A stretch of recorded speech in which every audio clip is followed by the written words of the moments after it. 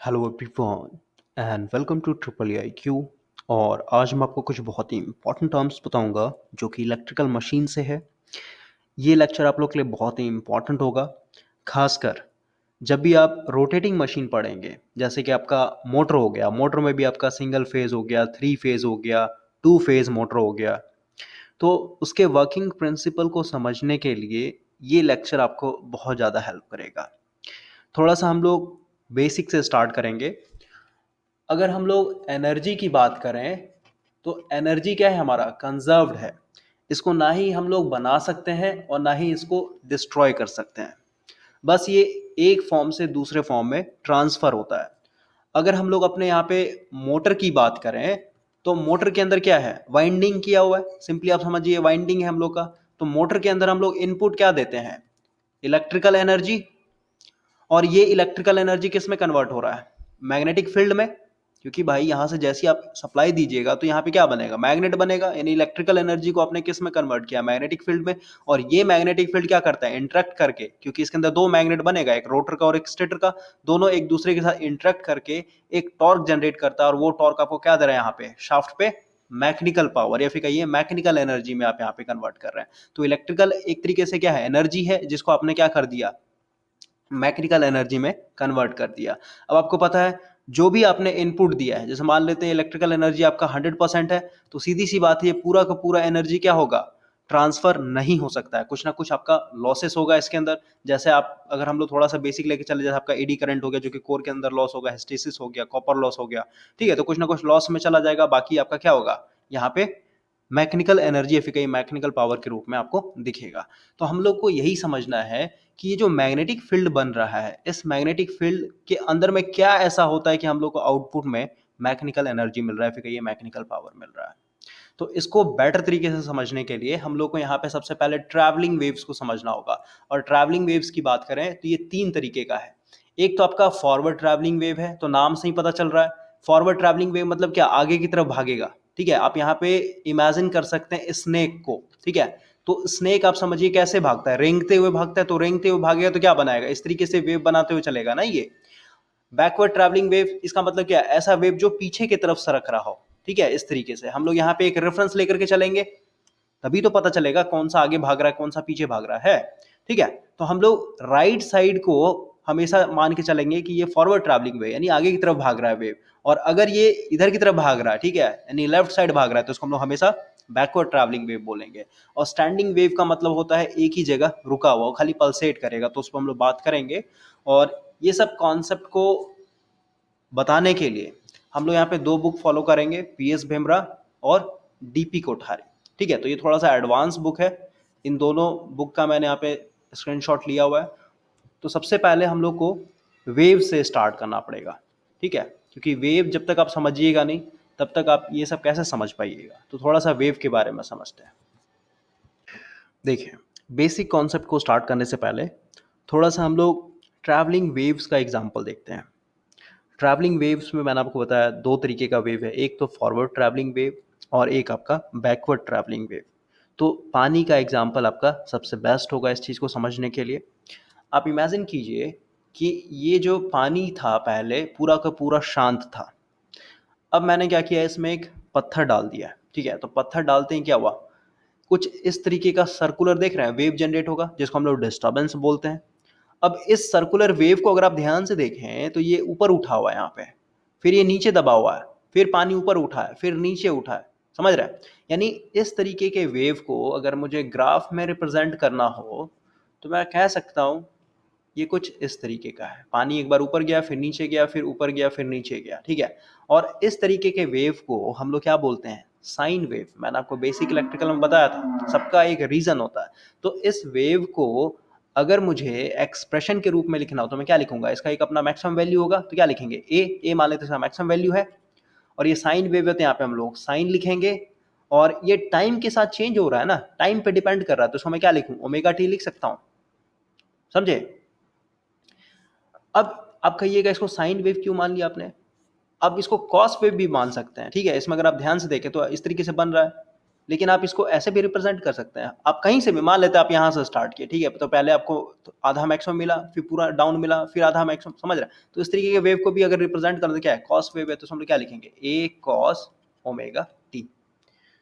तो ये पूरा पूरा इमेजिनेशन के ऊपर है, जितना बेटर तरीके से आप इमेजिन करिएगा उतना ही अच्छे से समझ में आएगा, क्योंकि पूरा का पूरा इलेक्ट्रिकल इंजीनियरिंग में आप करंट को नहीं देख सकते हैं, आप अपने फ्लक्स को नहीं देख सकते हैं। अब जैसे मोटर का एग्जांपल लेते हैं, तो मोटर में आपको पता है दो फ्लक्स होगा, एक तो आपका स्टेटर का और एक आपका रोटर का। अब आपको पता है ये दोनों इंटरेक्ट करके एक टॉर्क जनरेट कर रहा है, तो आप उसको नेकेड आई से नहीं देख सकते ना कि दोनों फ्लक्स, बस इमेजिनेशन के ऊपर है, समझे। तो पूरा पूरा इमेजिनेशन जितना स्ट्रांग होगा आपका, उतना ज़्यादा आपको ये समझने में हेल्प करेगा। तो इस तरीके के वेव को हम लोग इस तरीके से कॉपी में रिप्रेजेंट कर सकते हैं या फिर ग्राफ में रिप्रेजेंट कर सकते हैं। अब देखिए, अब सीधी सी बात है, अगर आप इसको प्रैक्टिकल अपने घर में करें या फिर किसी भी तालाब के पास या फिर कुएं के पास जा करके, तो वेव क्या होता है, आगे की तरफ भागता है ना, समझ रहे हैं, ये इस तरीके से भागेगा, ये आगे की तरफ मूव करते जाएगा। तो ये मूव कर रहा है, इसका मतलब क्या, ट्रैवल कर रहा है ना, ये चल रहा है वेव, और ये आगे की तरफ भाग रहा है, इसका मतलब क्या है, इसको हम लोग क्या बोलेंगे, ये आपका फॉरवर्ड ट्रैवलिंग वेव है।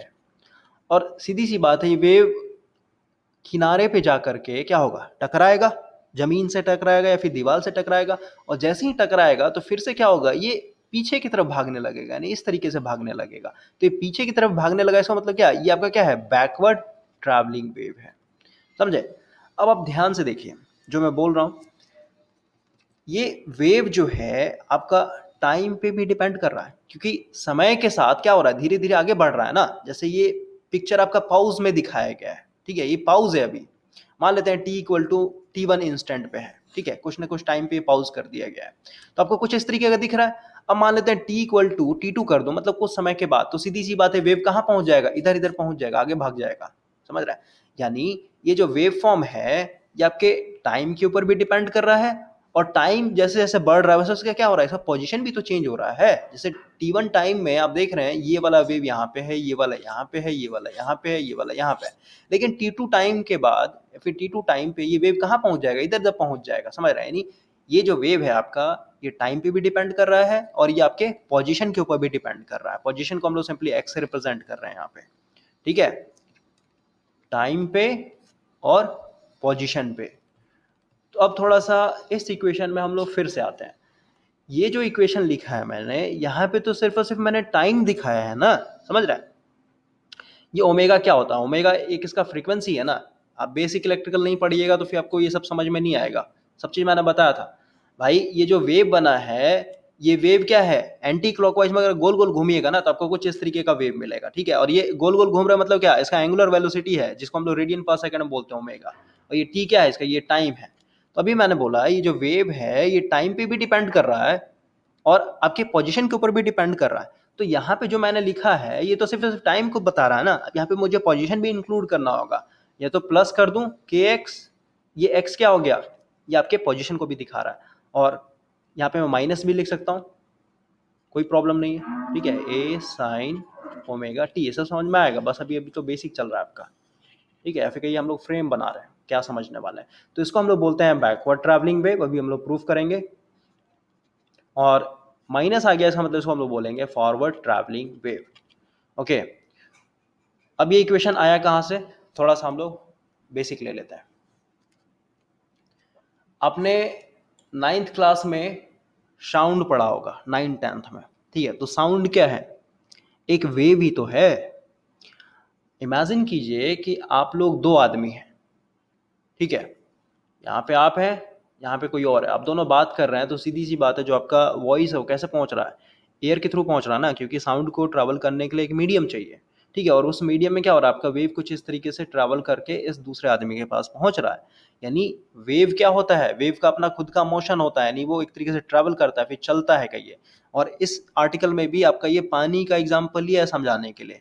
इस तरीके के वेव फॉर्म को आप इस तरीके से रिप्रेजेंट कर सकते हैं। फिर जो साउंड है, साउंड भी क्या है आपका, ट्रैवलिंग वेव ही तो है, जिसको हम लोग इस तरीके से रिप्रेजेंट कर सकते हैं, समझे। और ये वेव आ गया, इसका मतलब क्या, अब इस वेव से कुछ इंपॉर्टेंट पॉइंट को समझेंगे। जैसे आपका वेव लेंथ है, तो वेव लेंथ क्या होता है, एक कंप्लीट साइकिल के बीच का जो डिस्टेंस होता है उसको हम लोग वेव लेंथ बोलते हैं। एम्पलीट्यूड क्या होता है, मैक्सिमम जो डिस्टर्बेंस होगा उसको हम लोग एम्पलीट्यूड बोलते हैं, फिर पीक वैल्यू बोलते हैं।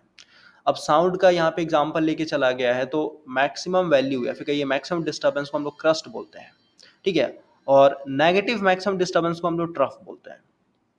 ओके, और यहाँ पे कुछ डिफाइन किया गया, क्योंकि ये जीरो से स्टार्ट हुआ तो हम लोग उसको क्या बोलेंगे, साइन का फंक्शन है, जो कि टाइम पे भी डिपेंड कर रहा है और आपके पोजीशन के ऊपर भी डिपेंड कर रहा है, क्योंकि जैसे जैसे टाइम बीत रहा है वैसे वैसे इसका पोजीशन भी चेंज होगा।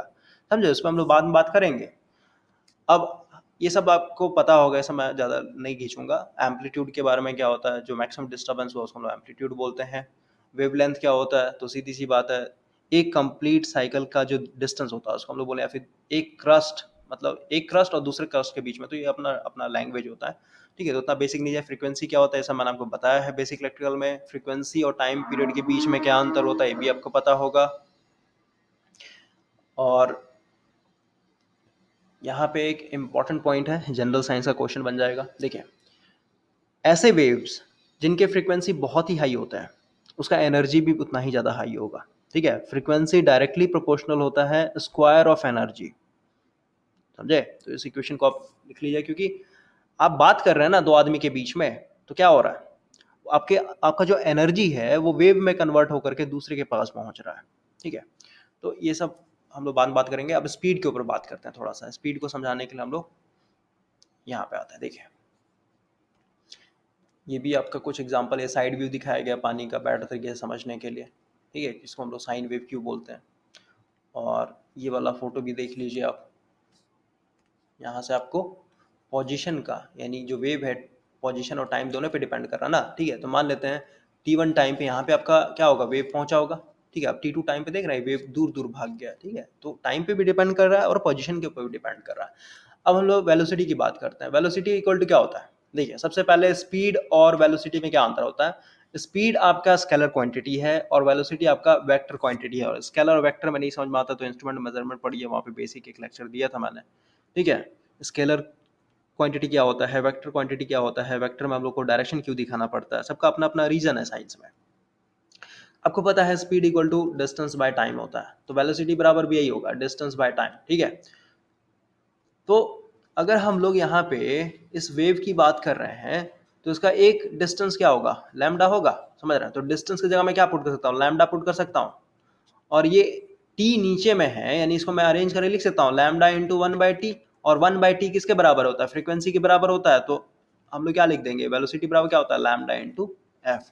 तो यही सेम चीज यहाँ पे बताया गया है, ठीक है। Velocity equal to lambda f, इसको टेक्निकली बोलते हैं propagation speed of the disturbance. Disturbance कुछ नहीं, आपके वेव की बात हो रही है। देखिए, इसी तरीके से आगे बढ़ेंगे हम लोग, तो ये सब बेसिक छोड़ के हम लोग डायरेक्ट यहाँ पे आते हैं। देखिए, ये जो इक्वेशन है यहाँ पे 5a, ये बना है आपका, ये दिखा रहा है साइन, आई मीन जो वेव है आपका, ये पोजीशन के ऊपर यानी एक्स पे भी डिपेंड कर रहा है और आपके टाइम के ऊपर भी डिपेंड कर रहा है, ठीक है। इसको रीअरेंज करके हम लोगों ने इस तरीके से लिखा है। ए इसका मैक्सिमम एम्पलीट्यूड हो गया साइन, क्योंकि साइन वेव है। के एक्स का मतलब क्या, ये एक्स पे भी डिपेंड कर रहा है, पोजीशन पे डिपेंड कर रहा है और टाइम पे डिपेंड कर रहा है। और माइनस लग गया, इसका मतलब क्या, फॉरवर्ड ट्रैवलिंग वेव है। फॉरवर्ड ट्रैवलिंग वेव मतलब कोई भी वेव को फॉरवर्ड ट्रैवलिंग कब बोलेंगे और बैकवर्ड ट्रैवलिंग कब बोलेंगे, तो हम लोग एक रेफरेंस लेना पड़ेगा, ठीक है। तो ये पोजीशन क्या है, इधर पॉजिटिव में है, समझ रहे हैं, एक्स पॉजिटिव है ना इधर, और इधर आपका एक्स क्या होगा, नेगेटिव में होगा। तो अगर कोई वेव पॉजिटिव डायरेक्शन में भागे, यानी एक्स के पॉजिटिव डायरेक्शन भागे, उसको हम लोग क्या बोलेंगे, फॉरवर्ड ट्रैवलिंग वेव। और कोई नेगेटिव डायरेक्शन यानी माइनस एक्स डायरेक्शन में भागे, उसको हम लोग बोलेंगे बैकवर्ड ट्रैवलिंग वेव। तो अब हम लोग यहाँ से डायरेक्ट मेन कॉन्सेप्ट समझते हैं,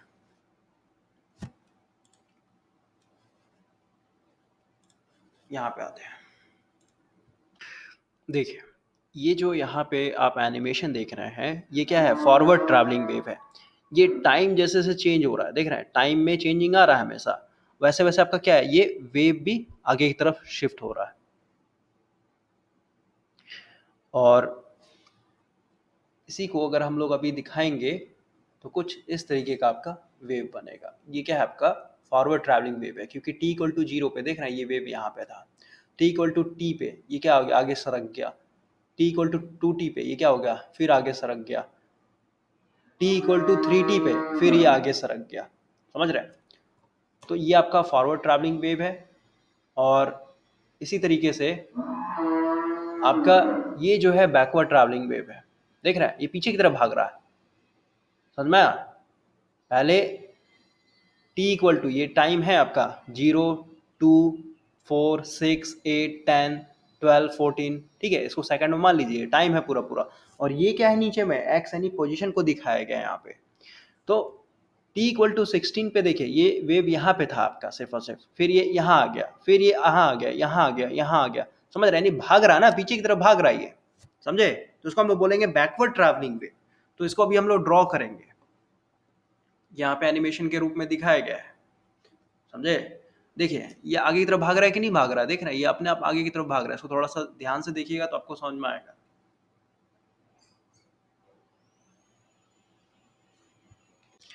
अब हम लोग का यहाँ से मेन कॉन्सेप्ट स्टार्ट हो रहा है। अभी तक जो भी देखा हम लोगों ने, जो भी सुना, वो सिर्फ और सिर्फ एक फ्रेम था जो कि इस लेक्चर में हम लोग समझने वाले हैं।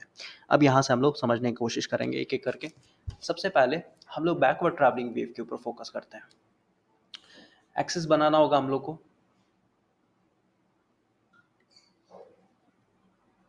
ये आपका एक्स एक्सिस है, यानी पोजीशन को बताएगा ये आपका टाइम है, उसको सेकंड में मान लेते हैं। एक चीज अभी ध्यान से सुनिए, ये हम लोग का वेव है, ठीक है, ये वेव है हम लोग का, समझ में आया? अभी हम लोग का जो इक्वेशन है इसको हम लोग लिखते हैं पहले। केस 1 में बैकवर्ड ट्रैवलिंग वेव लेके चल रहा है ना, तो ये वाला इक्वेशन लेके चलेंगे। केस 1 में t इक्वल टू 0 पे देखते हैं हम लोग। तो t इक्वल टू 0 पे जो इक्वेशन बनेगा क्या बनेगा, a साइन के एक्स हो जाएगा, क्योंकि t तो 0 पुट किया ना आपने, तो 0 इंटू ओमेगा क्या होगा, 0 हो जाएगा, तो आपको ये साइन मिलेगा सिर्फ और सिर्फ, ठीक है। तो आप देख रहे हैं ये क्या है, आपका एक साइन वेव है कि नहीं है, बताइए।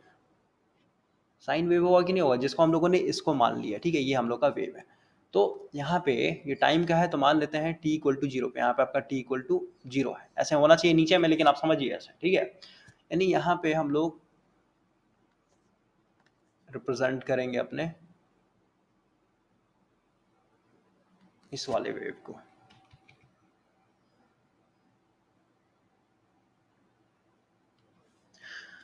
अब हम लोग क्या कर रहे हैं, टाइम को चेंज कर रहे हैं।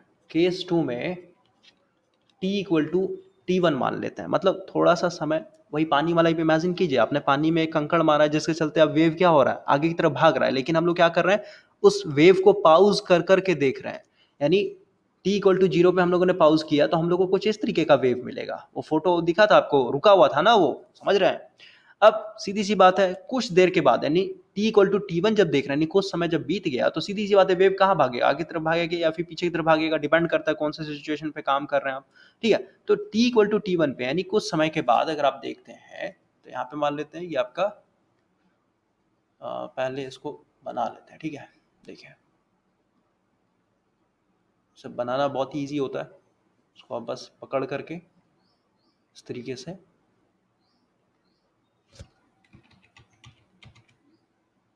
डायग्राम कुछ खास बनेगा नहीं, इसलिए मैंने आपको स्टार्टिंग में ही फोटो दिखा दिया था, ठीक है। तो वहां से आप कोरिलेट कर लीजिएगा, ऐसे यहाँ पे मैं अपना बेस्ट दूंगा।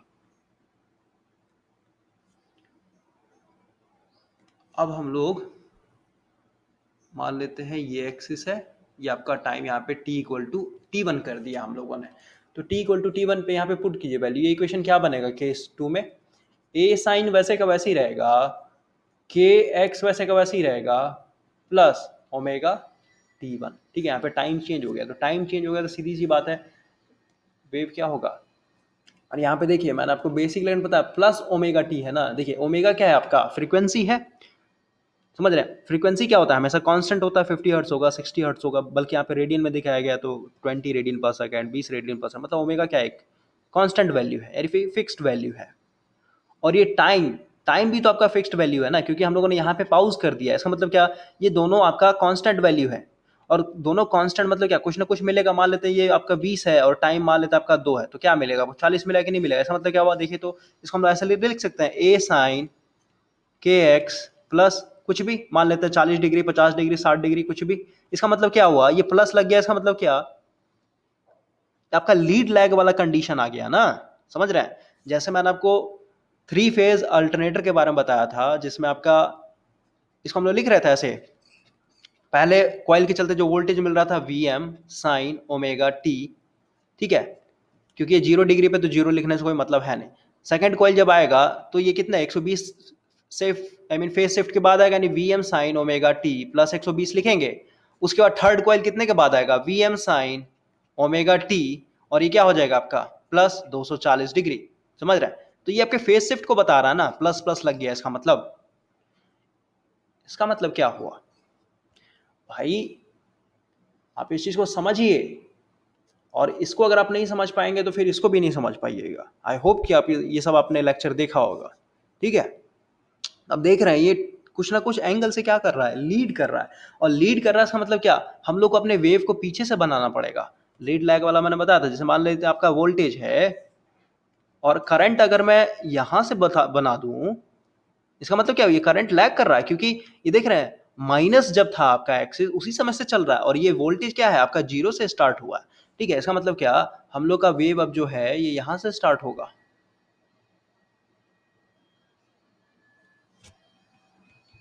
यहाँ पे भाई कलर चेंज करते हैं, पता नहीं चलेगा।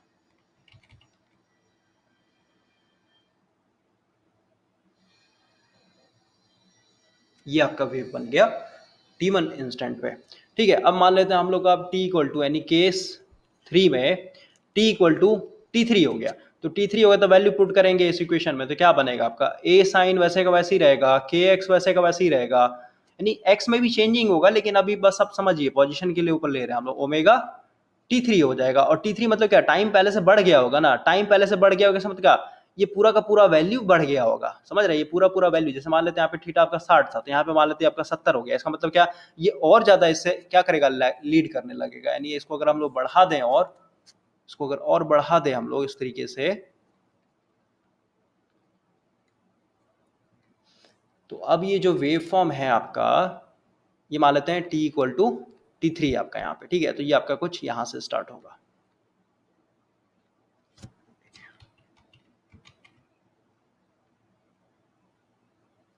ये हो गया।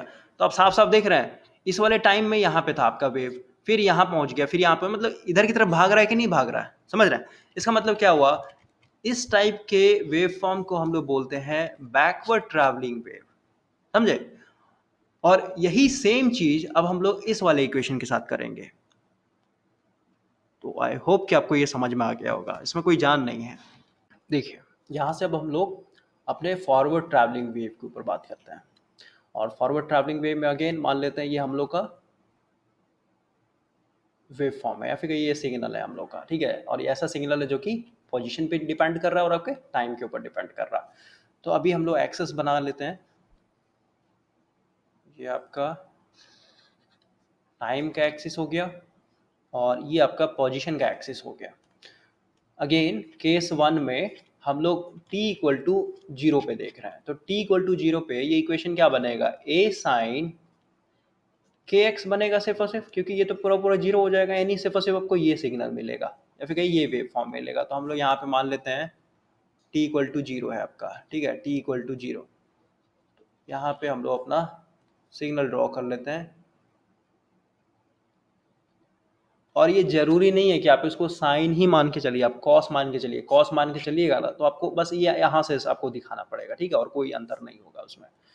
तो ये आपका t इक्वल टू 0 पे हो गया। अब हम लोग केस 2 में t इक्वल टू t1, यानी टाइम को हम लोगों ने क्या किया, शिफ्ट कर दिया, यानी बढ़ा दिया। तो t इक्वल टू t1 पे क्या मिलेगा, a साइन के एक्स माइनस ओमेगा टी1, और ओमेगा कांस्टेंट वैल्यू और टी1 का कुछ मैग्नीट्यूड होगा, 5 10 15 सेकंड कुछ भी। तो ये आपको क्या मिलेगा, थीटा का वैल्यू देगा कि नहीं देगा।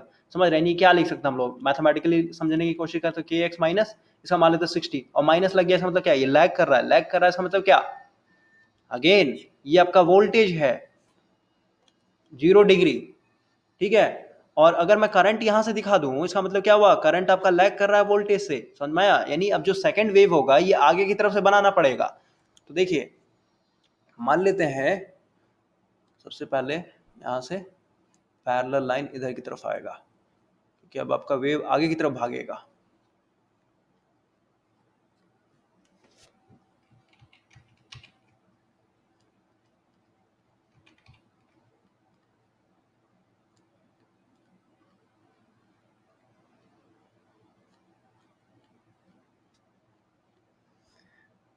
देखिए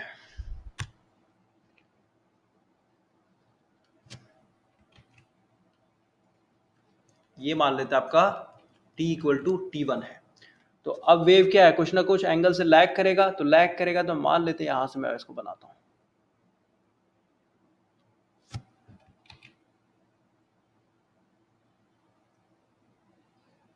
ये आपका कुछ इस तरीके का वेव बन गया।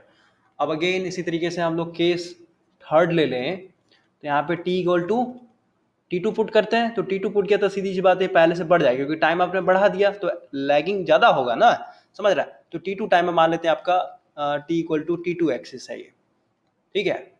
और इसको अगर आप कंटिन्यू इस तरीके से पैरेलल ड्रॉ करते आए,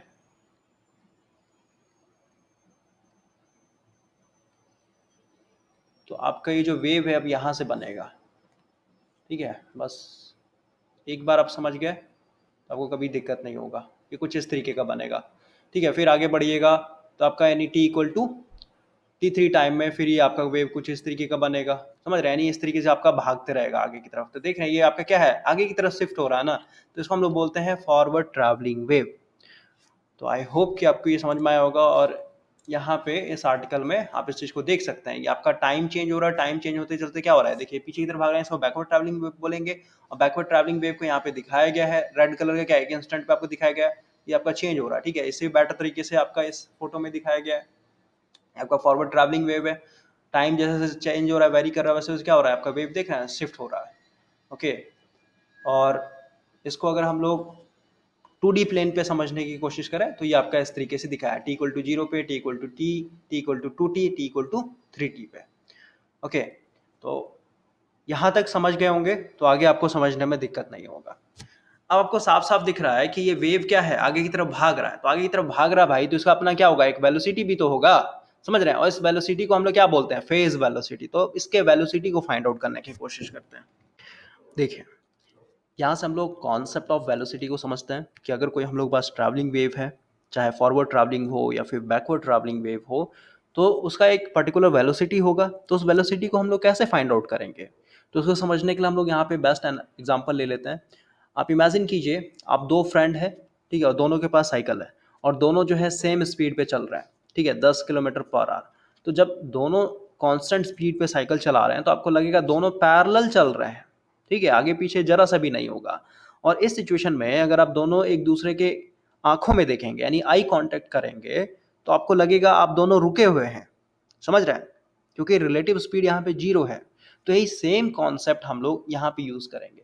मान लेते हैं ये हम लोग के पास एक ट्रैवलिंग वेव है, और अभी ये जिस वेलोसिटी से घूम रहा है या फिर कहीं जिस स्पीड से ये चल रहा है, उसी स्पीड से अगर मैं भी चलने लगूं तो मुझे ये वेव क्या दिखेगा, हमेशा रुका हुआ दिखेगा, ठीक है। या फिर ऐसे समझिए जैसे मान लीजिए मैक्सिमम वैल्यू है, ठीक है, तो इस वैल्यू के सामने मैं खड़ा हो गया हूँ, ठीक है, क्योंकि चेंज हो रहा है ना टाइम के साथ। और जिस स्पीड से ये वेव चल रहा है उसी स्पीड से मैं भी चल रहा हूँ, इसका मतलब क्या, मुझे हमेशा क्या दिखेगा, इसका मैक्सिमम वैल्यू दिखेगा। उसी तरीके से अगर मान लेते हैं ये वाला पॉइंट मैं पकड़ लूँ, यानी इस पॉइंट पे के सामने खड़ा हो जाऊं, और जिस स्पीड से ये चल रहा है उसी स्पीड से मैं भी चलने लगूँ, तो मुझे हमेशा क्या दिखेगा, इसका यही नेगेटिव पॉइंट ही दिखेगा। उसी तरीके से अगर मैं इस पॉइंट को पकड़ लूं और इसके सामने खड़ा होकर ऐसी स्पीड से चलने लगूं, तो मुझे हमेशा क्या दिखेगा, यही पॉइंट दिखेगा। इसका मतलब क्या हुआ, अगर हम लोग इस इक्वेशन के एक्सप्रेशन को लिखें, ए साइन के एक्स जो कि पोजीशन को रिप्रेजेंट करता है, ओमेगा टी जो कि आपका टाइम को रिप्रेजेंट कर रहा है। सबसे पहली बात, दोनों एक ही साथ स्पीड पे चल रहे हैं, तो दोनों में रिलेटिव स्पीड 0 हो गया। रिलेटिव स्पीड 0 हो गया, इसका मतलब क्या, और ये जो वैल्यू दिखाया जा रहा है, ये वाला ये कौन रिप्रेजेंट कर रहा है, आपका यही तो बता रहा है कि आप अभी यहाँ पे हैं, यहाँ पे हैं, यहाँ पे हैं। भाई अगर सिंपल मैं लिखूं V m sine omega t, समझ रहे हैं, और अगर आपके पास कुछ इस तरीके का वेव है, तो अगर मुझे वैल्यू फाइंड आउट करना है, ये वैल्यू कितना है, ये वैल्यू कितना है, मान लेते हैं आपका वोल्टेज का, तो यहाँ पे यानी इस टाइम में वोल्टेज कितना मिलेगा, इस टाइम में कितना वोल्टेज मिलेगा, कौन बताता है? यही तो बताता है। यहाँ पे वैल्यू चेंज के टाइम का वैल्यू पुट किया तो आपको मिलेगा, समझ रहा है? यानी ये जो पोजीशन आपको बताया जा रहा है, कौन बता रहा है? यही तो बता रहा है। और जब दोनों सेम स्पीड पे रन करेंगे या फिर सेम वेलोसिटी से दौड़िएगा तो ये पूरा का पूरा वैल्यू कितने के बराबर होना चाहिए? कांस्टेंट होना चाहिए ना, क्योंकि आप दोनों का स्पीड क्या है? कांस्टेंट है, समझ रहे हैं? यानी के एक्स माइनस ओमेगा टी बराबर हमेशा आपको क्या दिखना चाहिए? कांस्टेंट बीटा मान लेते हैं, हमारा कोई कांस्टेंट वैल्यू है। अब अगर इसको मैं डिफरेंशिएट कर दूं विथ रिस्पेक्ट टू टाइम, अब बोलिए डिफरेंशिएट क्यों कर रहा है, इंटीग्रेट क्यों नहीं किया? तो अभी थोड़ा सा पेशेंस रखिए। अभी हम लोग कर रहे हैं इसको differentiate with respect to time, तो क्या मिलेगा आपको? d divided by d t, ये आपका के एक्स वैसे का वैसे ही रहेगा, माइनस है माइनस देंगे, ओमेगा कांस्टेंट वैल्यू है, इसको बाहर ले लेंगे, D t by d T हो जाएगा, और ये कांस्टेंट वैल्यू तो कांस्टेंट का इंटीग्रेशन हमेशा जीरो मिलेगा।